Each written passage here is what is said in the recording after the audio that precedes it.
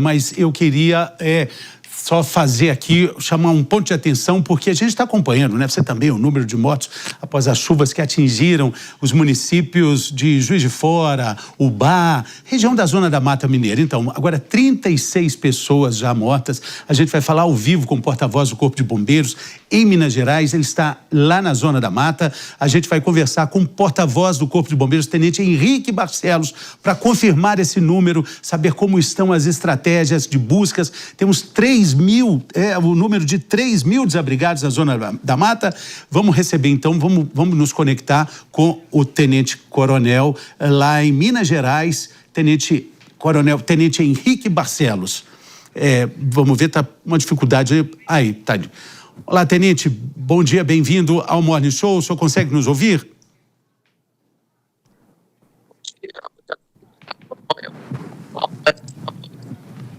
Tá difícil a comunicação ali. Ele tá em meios, tá no meio ali das buscas. O Corpo de Bombeiros de Minas Gerais está usando uma tecnologia que foi muito usada, por exemplo, em Brumadinho, com equipamentos que são capazes de detectar até mesmo batimento cardíaco para a recuperação de vítimas que possam estar soterradas aí ainda. Nós temos, 36 mortes confirmadas, 3.000 desabrigados, um número grande também de desaparecidos, e o Corpo de Bombeiros de Minas Gerais fazendo essas buscas.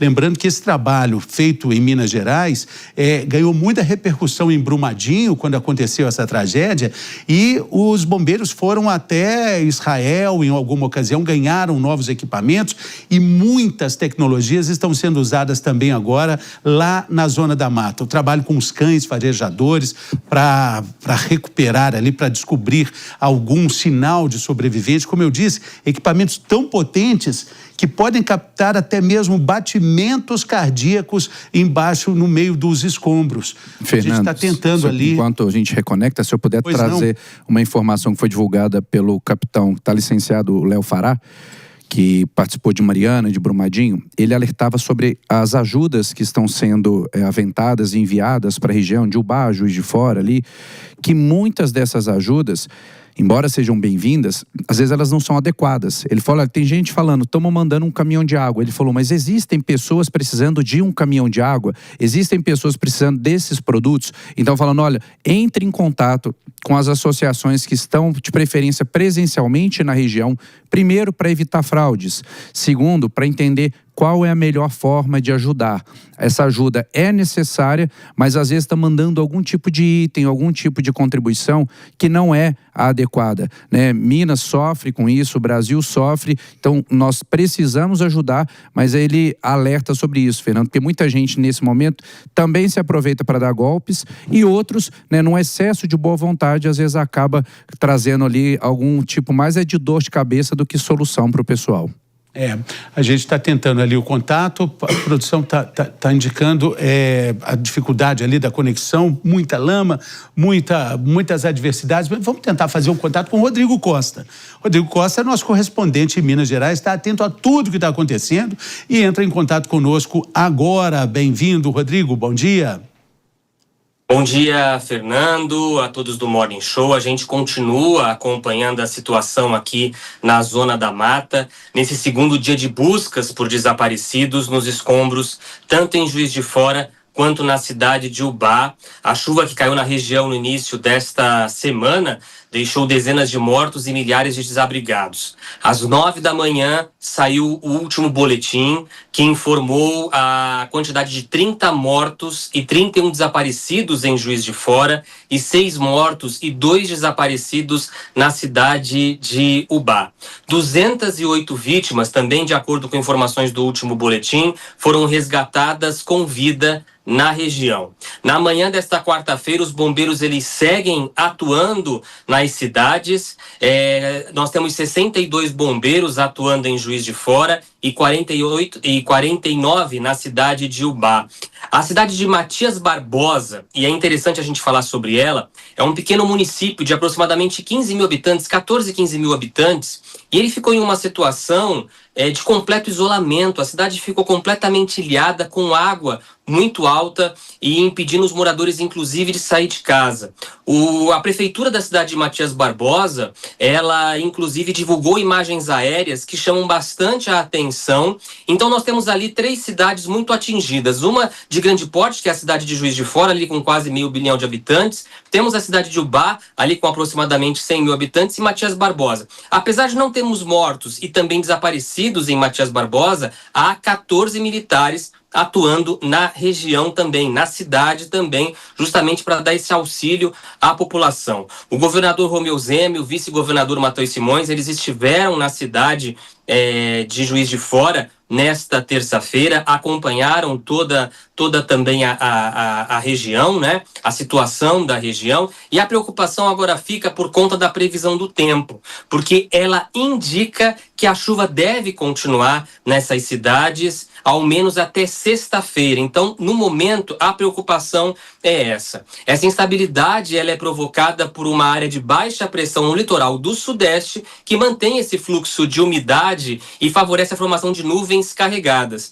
Portanto, o céu deve permanecer nublado, fechado durante os próximos dias, pelo menos até sexta-feira. A previsão é que no sábado essa situação melhore. A gente continua acompanhando a situação nessas 3 cidades especialmente, mas na zona da mata de forma geral, lembrando mais uma vez que a cidade de Juiz de Fora tem o fevereiro mais chuvoso da sua história. Choveu muito, quase 600 milímetros, que é mais do que o dobro previsto para o mês de fevereiro. E a gente está ainda no dia 25. Ou seja, é preocupante, mas a gente continua acompanhando a situação. Fernando? Claro, Rodrigo, vamos acompanhar tudo de perto.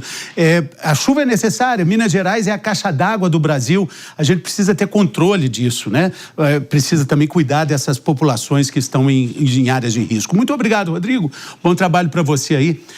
A gente agora vai falar por telefone com o Tenente Henrique Barcelos, ele que está acompanhando todo o trabalho do Corpo de Bombeiros na Zona da Mata. Agora sim, vamos tentar. Bom dia, Tenente, o senhor consegue nos ouvir?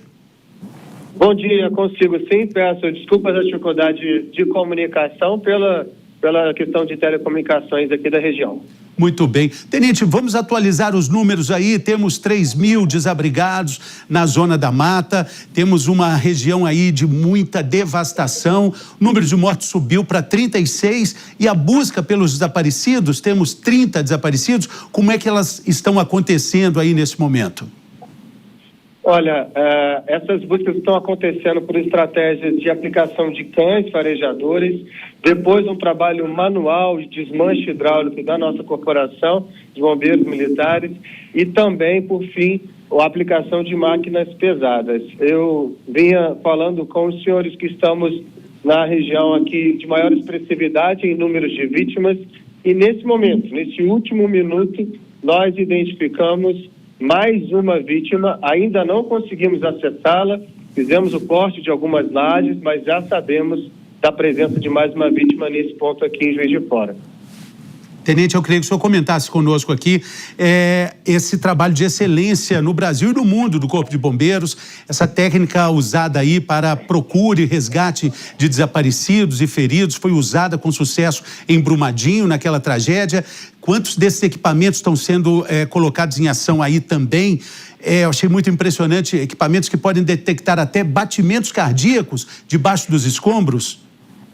Exatamente, nós chamamos de detectores de vida, eles trabalham com alguns sinais sísmicos e também eletromagnéticos. Temos aqui cães de busca certificados de forma internacional na busca por pessoas vivas ou, infelizmente, por pessoas já vítimas fatais. Aplicamos aqui as mesmas técnicas de 7 anos da Operação Brumadinho e também toda a expertise da nossa corporação, inclusive em missões internacionais na Turquia e em Moçambique. Bom, e esse trabalho continua por aí, a gente viu a previsão de mais chuva, né? Existe também um trabalho de prevenção, existe toda uma população que ainda permanece nas encostas, temos muitas áreas de risco mapeadas aí na região. Com certeza, desde o primeiro momento aqui, né, nós já contabilizamos 36 horas de ação ininterrupta e retiramos mais de 200 pessoas de áreas de risco, inclusive nesse próprio local de onde eu falo, 10 vítimas de soterramento com vida retiradas nos primeiros minutos dessa ocorrência, graças à agilidade e expertise da corporação. A gente tem passado o alerta, é importante o espaço para que as pessoas que estejam em áreas de risco, áreas de solo encharcado, saiam imediatamente desse local e busquem as orientações das autoridades para os abrigos seguros. Muito bem.